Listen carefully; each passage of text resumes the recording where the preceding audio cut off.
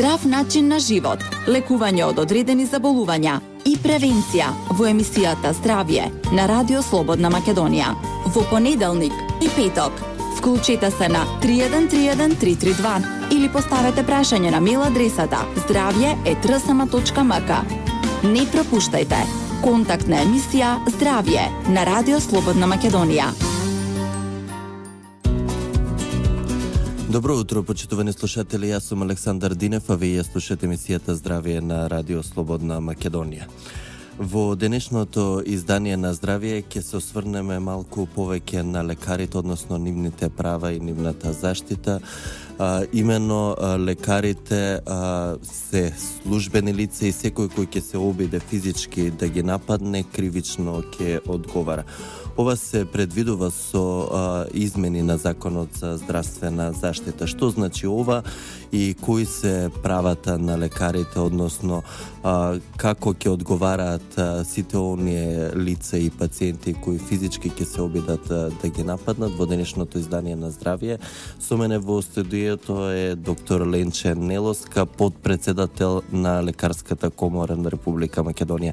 Доктор Неловска, добро утро и добре дојдовте и оваа сезона во Здравје. Добро утро, благодарам за поканата. Секој задоволство ми е да бидам гостин во Радио Слободна Македонија. Ви благодарам уште еднаш за одвоеното време и за гостувањето. Се надевам дека ќе споделите корисни информации со колегите, дел од вашите колеги кои не се запознаени со нивните права и со законските измени, бидејќи овие законски измени практично на голема врата беа промовирани од страна на министерот на Светскиот ден на здравјето 7 април. Меѓутоа, од кога е стапени се на сила овие измени на Законот за здравствена заштита, со кои всушност лекарите се службени лица и што значи тоа за лекарите? Ќе направам еден вовет малку поширок за да се објасни проблематикава. Значи, за жал, светски тренд е зголемување на насилството врз лекарите и не само лекарите, здравствените работници воопшто. И поидувајќи од таа основа во Лекарската комора направивме едно истражување заедно со Институтот за медицина на труд, во кое што колегите, лекарите требаше да одговорат на 10-20 прашања кои што се однесува на насилството, кое што тие го доживеале, било да е вербално или физичко во текот на целиот свој работен век, и за бърнаут синдромот. Од резултатите што ги добивме, кои што беа фрапантни, дека повеќе од 60% од колегите доживеале некаков вид на насилство. Главно е сето тоа. Главно е вербално, најчесто е вербално, меѓутоа имаше и ситуации на физичко насилство и неколку наврати сериозни значи напади Како врз го паметиме колегите. и случајот со пукањето во хирург, така? За жал тоа беше прв и единствен случај и сите сме многу среќни што колегата е жив, здрав физички, психички, ќе му треба време да закрепне после еден таков настан. Меѓутоа овој настан беше после. Значи, јас зборувам, имавме пријави на настани колешка во Струмичката болница во обид да спаси човек на умирање, беше нападната од неговото семејство, имаше физички повреди, имаше настани во повеќе болници. Така, секојдневие се речиси во ургентните центри. Тоа е нешто кое што веројатно социолозите треба да го анализираат зошто и како се случува. Се тоа двонасочна улица, значи не е ништо еднонасочна улица. И затоа велам, мотивирани од овие настани, ние го направивме ова истражување и со резултатите од тоа истражување побаравме од за здравство, од Министерството, да направи измени во законот, кои што се донесоа негде кај март 2015 година. Значи, кога се случи пукањето на клиника, овој закон веќе беше актуелен. Меѓутоа, докторите читаат многу, главно медицинска литература. Законите многу не сме љубители не да ги читаме. Правници да бидеме или новинари или лекари. Знаете, не се согласувам, значи во делот на опсегот на нашата дејност ние треба да бидеме информирани за вашите права. За нашите права, за нашите обврски, и голем дел од колегите не беа информирани. Претпоставувам дека тоа беше причината зашто министерот на денот на здравство повторно го промовираше ова со цел да луѓето слушнат и да се запознаат со тоа дека статусот сега на здравствените работници, значи не само на лекарите, медицинските сестри, здравствените работници. Затоа што имаше реакции од средниот медицински персонал и останатите, дали само лекарите ги заштитуваат? Читам по социјалните мрежи откако се прошири оваа информација кога беше на големо промовирана. Значи службен весник број 10 од 2015 година. Препорачувам сите кои што работат во здравствен сектор нека си го видат. Значи со таа измена во законот здравствените работници добиваат статус на службено лице додека ја вршат здравствената дејност. Односно додека се на работа во здравствена установа или надвор здравствена установа доколку работното место има нели надвор примеритна медицинска помош и така натаму.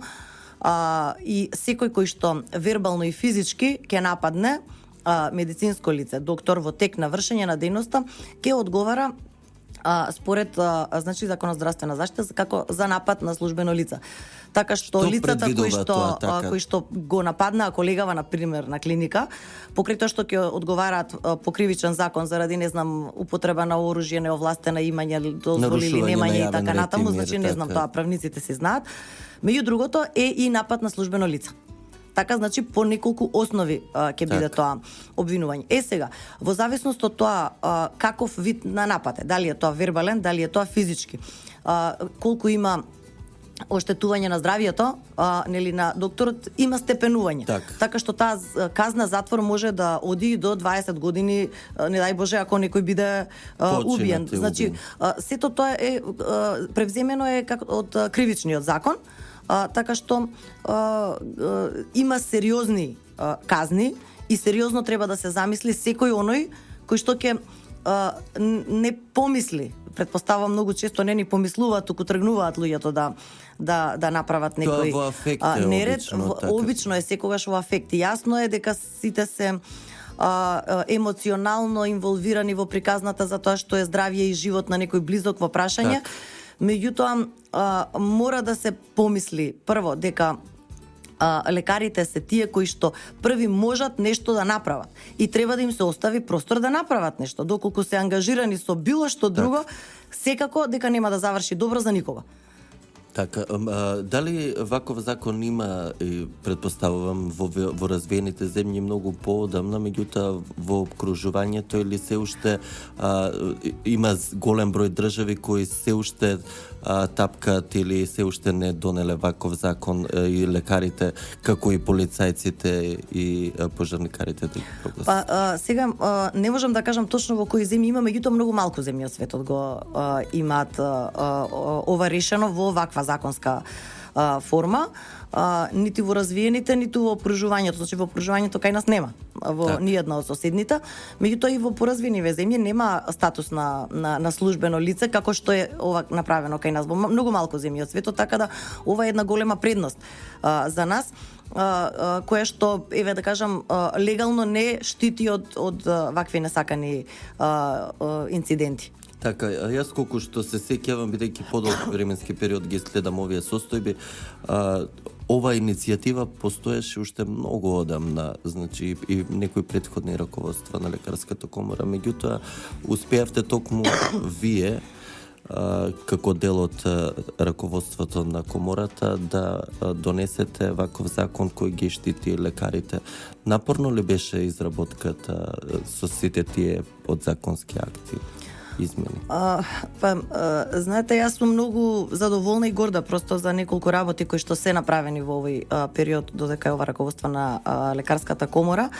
Ние сме вклучени континуирано, значи во изготвувањето на сите закони. Повторно, за жал, ќе кажам, малку од колегите се заинтересирани за овој дел од работата, меѓутоа нема кој друг да го сработи тоа, освен ние лекарите сами, затоа што ние најдобро можеме да видиме како треба да биде, за да биде тоа употребливо, нели да се функционира во секојдневието. Така што ние континуирано работиме и со Министерството за здравство, и со Фондот за здравствено осигурување, на сите можни правни акти, било да се тоа закони, правилници, кои што се во интерес на работата на лекарите на сите три нива нивоа, значи и за примарно, и за секундарно, и за терцијерно ниво, така што не е едноставно воопшто да се направи измена на закон. Понекогаш е тоа интервенција само во еден, понекогаш тоа е интервенција во повеќе закони и треба многу упорност и добра волја од двете страни за да нели се направат овие измени. Меѓутоа во овој конкретен случај мислам дека помогна исто и студијата која што ја работевме. Така она што споменавте 60%. Истражувањето, да, истражувањето кое што го правевме, дека навистина голем процент од колегите се изложени на секојдневно на некаков вид на насилство. Така што јас препорачувам до сите директори на јавни здравствени установи и до сите семејни лекари да си го извадат овој дел од законот за здравствена заштита, да го истакнат на видно место за да се информираат исто така и пациентите. Затоа што во секој систем мора да разберат и пациентите и лекарите. Имаме ние должности, и права и должности. Должност е да се почитуваме пред се едни со други за да нели ние можеме да го сработиме и да им помогнеме на оние на кои што им е потребно. Така, ќе направиме кратка пауза за реклами, ќе се вратиме повторно на актуелни теми и случувања околу лекарската фела, поточно што работи лекарската комора во вториот дел од емисијата. Здрав начин на живот, лекување од одредени заболувања и превенција во емисијата Здравје на Радио Слободна Македонија. Во понеделник и петок. Вклучете се на 3131 332 или поставете прашање на мејл адресата zdravje@rsma.mk. Не пропуштајте. Контактна емисија Здравје на Радио Слободна Македонија. Почитувани, јас сум Александар Динев, а вие слушате емисијата Здравје на Радио Слободна Македонија. Во денешното издание на Здравје, мој соговорник е доктор Ленче Нелоска, подпредседател на Лекарската комора. Доктор Нелоска, првиот дел од емисијата го посветивме на Законот за здравствена заштита, односно законските измени со кои се предвидува дека лекарите се службени лица и секој кој ќе се обиде физички или вербално да ги нападне лекарите, доколку тоа се докаже на суд, секако дека ќе биде казнет според кривичниот закон, односно секој напаѓач кривично ќе одговара. Уште едно прашање имам токму во овој сегмент од овие законски измени, колку ова ќе ги заштити лекарите и вашите колеги? Знаете, тука никогаш не знам дали може некој да одговори воопшто. Ке заштити во делот на подигање на свеста кај општо кај популацијата, дека всушност сите ние знаеме дека не треба да тепаме некого, нели? Дека никој никого не сме да физички и вербално нападне. Моментот на напад на службено лице само ја зголемува казната на тој кој што напаѓа. Така да треба вкупно да се работи на подигање на свеста и луѓето да знаат, да бидат свесни дека ќе бидат сериозно казнети доколку нападнат здравствен работник, доктор на работно место. Или медицинска здравствен работник, воопшто. Затоа викам, сега јас навикната од лекарска комора дека зборам за лекарите, меѓутоа тоа се однесува на сите здравствени работници. Така треба да се подигне свеста во тој дел. Инаку мислам, во ниедна земја никаде во светот насилството не може да се промовира. Сите работиме против насилството. Значи сте изедначени со полицијата, но и од друга страна, како што слушаме секојдневно, дека се напаѓат, не секојдневно, но зачестена е ова појава. Деновиве, дека се напаѓат и лекари, но и за полицајците.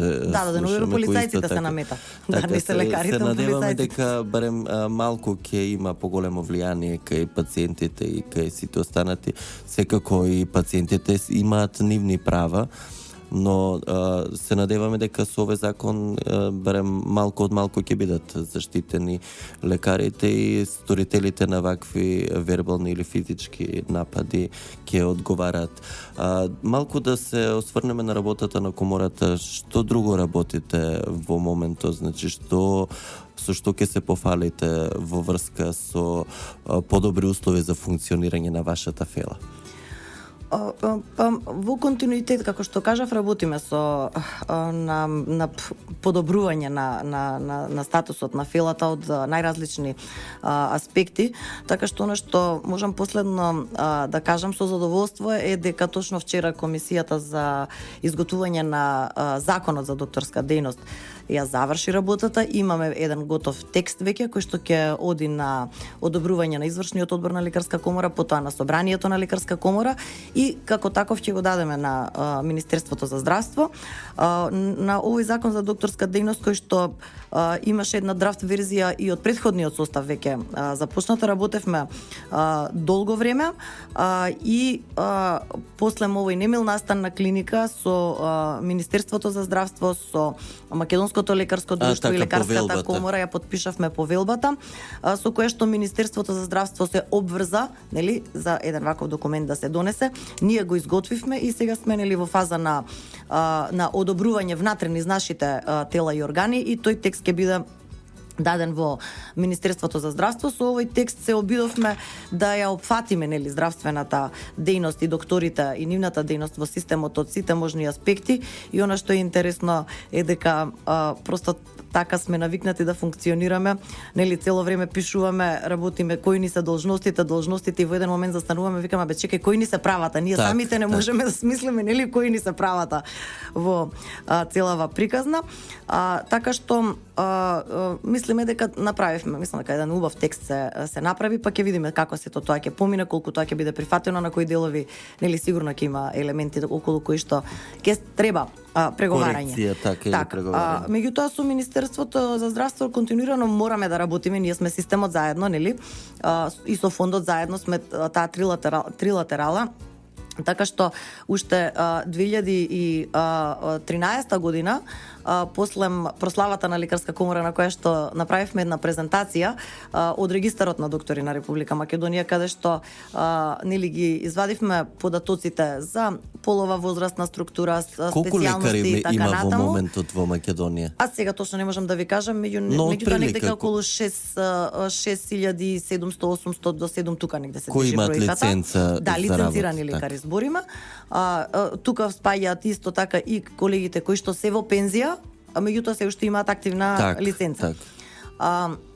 Значи од споменавте за презентација за 2013 година, така. Да, значи таму видовме дека според законите кои што важеа во тој момент за пензионирање, тие лимити за пензионирање, до 2020 година Македонија ќе останеше без 1/3 доктори и тоа во голем дел специјалисти.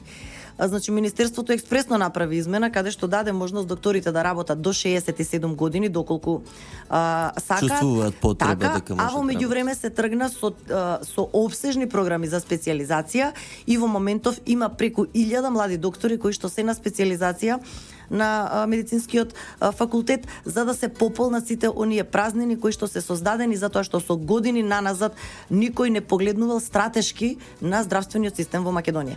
Така да се надеваме дека ќе се пополнат овие испразнети места и дека ќе има некој баланс во континуитет. Апсолутно, значи во наредниве 3-4 години тие гапови ќе се пополнат затоа што веламе на голема кохорта на колеги се на специјализација во различни фази на специјализација, така што набргу тие млади специјалисти ќе бидат распределени нели во тие болници од каде што дошле.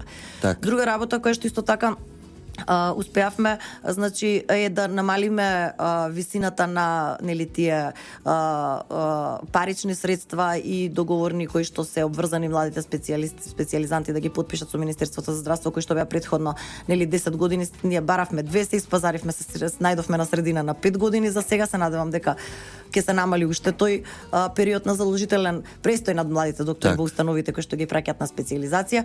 Исто така во делот на финансиите се намалија тие суми и она што сме особено задоволни е што со измена во правилник ќе се го постигнавме, значи имаше една измена претходно во законот во која што ги вознемири многу сите дека ќе оди снимање во живо нели на испитите на колоквиумите, испитите специјалистичките испити и така натаму. И во разговор со министерот му доближивме дека специјалистичкиот испит е нешто најтешко во животот што може да се случи на било кој, може само некој што поминал специјалистички испит да разбере за што зборуваме. Значи ни правосудниот правниците што го имат, ниту државниот испит во лекарска комора не може да се спореди со специјалистички испит.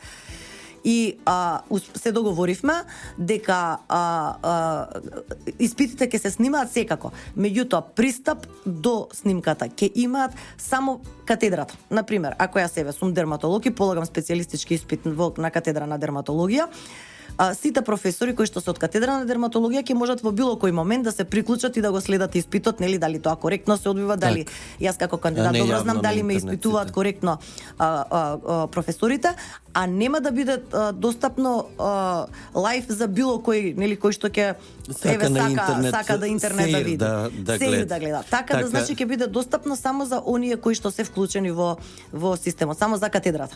И на крај морам да ве прашам, бидејќи актуелна тема да не испадне дека ги браниме постојано лекарите, од друга страна денови ве видовме во Гевгелиската болница како група лекари врз на средина на операцијата, би рекол, се сликаат над пациент со релативно позитивни лица. Кој е ставот на комората за овој случај? Дозволиво ли е вакво однесување? Видете, не можете се да ставите во закони и во кодекси. Так. Има некои нешта кои што се подразбираат. Секако дека е во најмала рака непристојно. Во најмала рака се, да не употребам посилни зборови. Меѓутоа, значи целата таа екипа и доктори и сестри кои што се во операционата сала, просто тие работат таму континуирано, се таму, го губат осетот дека е операциона сала, во смисла, знаете како е вие во ова студио, и да се сликнете на вас не ви изгледа страшно, нели? Меѓутоа кога се лекарите во прашање, секогаш пострашно изгледа нешто.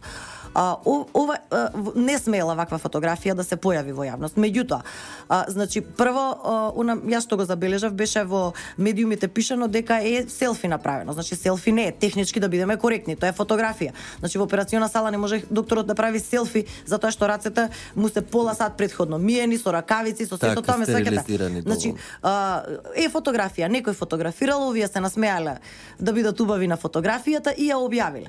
За жал, фатен е дел од операционата маса. Меѓутоа, на оваа фотографија нема апсолутно повреда на идентитетот и интегритетот на пациентот. Се гледаат само компреси, се гледа оперативно поле, нешто кое што континуирано се гледа. Значи, можете во било кој момент, не знам, во емисии за здравство, во филмови, во не знам што, значи нема лице, нема човек, не е повреден ничи идентитет. Така да нема простор за реакција за дејство од лекарската комора, да кажам. Инаку во секој случај е непристојно, а за вкусови ние не можеме да коментираме. Ви благодарам и за ова што го искоментиравте, но и за сите оние права и обврски кои им се на лекарите со на новите законски измени. Се надеваме дека вашиве колеги ќе ги читаат повеќе законите кои се однесуваат токму на нив.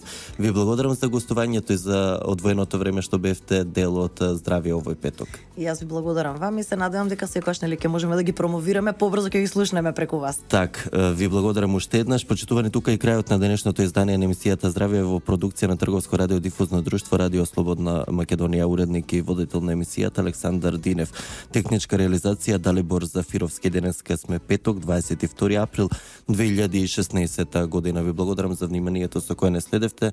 Ви закажувам повторна средба со Здравје во понеделник во 9 часот и 5 минути. Од мене до слушање и пријатен викенд. Здрав начин на живот, лекување од одредени заболувања и превенција во емисијата Здравје на Радио Слободна Македонија. Во понеделник и петок. Вклучете се на 3131 332 или поставете прашање на мејл адресата zdravje@rsma.mk. Не пропуштајте. Контактна емисија Здравје на Радио Слободна Македонија.